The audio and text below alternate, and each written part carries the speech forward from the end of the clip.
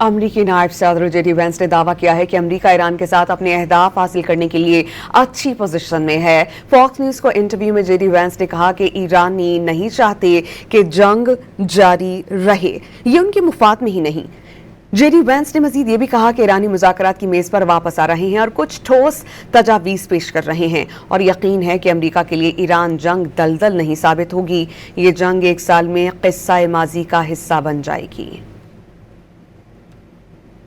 Obviously, we've been very involved in these negotiations, Jesse. We're going to take the attitude of accomplish the president's mission, but verify over the long term that the Iranians are keeping their end of the bargain. It's a tall order, but it's one that the president has put us in a good position to achieve, because let's be honest, Jesse, the Iranians don't want this war to continue. It's not in their best interest, and I think they're coming to the table, putting some real things on the table. We're, of course, going to verify it, but if we get to this deal, it's going to be a home run win for the American people.